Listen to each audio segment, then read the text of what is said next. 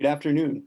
My name is Bryan Patriquin, and I'm here today to speak with you about my study, evaluating healthcare personnel during a pandemic using the Burnout and Occupational Wellbeing Survey, or the BOWS. What I've done here is worked as part of a multidisciplinary team of healthcare providers, healthcare administrators, and public health professionals to help create a framework, the framework you'll see in Figure 1. This framework is consisting of subdomains, domains, and a cumulative product, the cumulative Bose score. This is the end result of months of work, of literature review, of compiling evidence-based models and merging them with public health theory, and really the guiding framework for the rest of the survey. The scoring method, the construction of each statement, everything reverts back to this framework.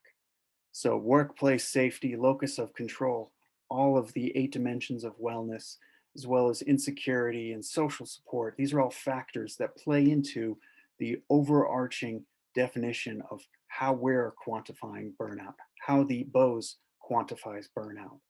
What you'll see in the middle category is our results. Our survey was distributed to one New Hampshire-based hospital with our response rate of 33.5%. It's all 16 departments of the hospital, but 196 nurses out of nearly 600 that received the survey link. Our scoring categories, it's a reverse scoring system. You want your score low. It's kind of like golf. Those 4, 5, 6, those red numbers, that's our burnout threshold. Anything above a 3.5 is categorized as burnout. And then we have that negative trend. It's small, but it's there, that yellow area where there's an identified problem, but it's not quite meeting that threshold of burnout. What you'll see in figures 3 and 4 is our results.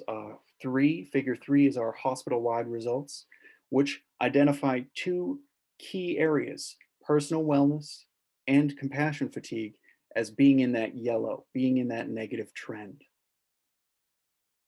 Overall, the Bose score was identified as low, is in occupational well-being.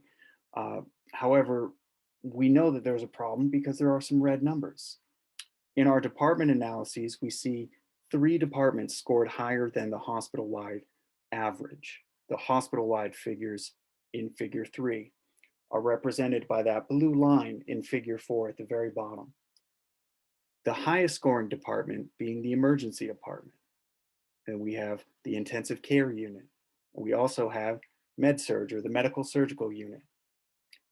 3 departments identified by the use of this survey. We have clear limitations. This is not the entire US healthcare system.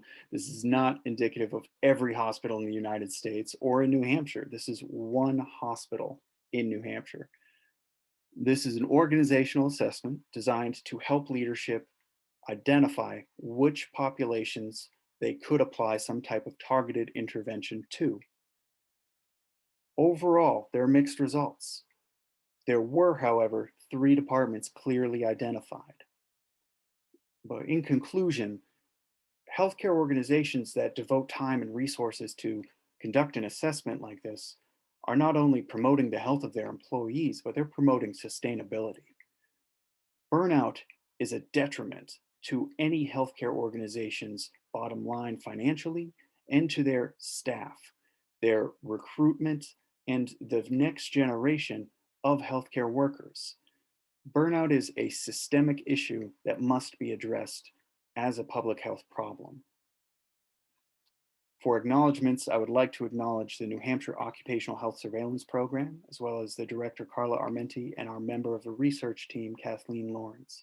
I would also like to thank all healthcare providers for working during this COVID-19 pandemic. If you're interested in reading our abstract or looking through our resources, please just take your phone out and scan that QR code in the bottom. Thank you very much and have a great day.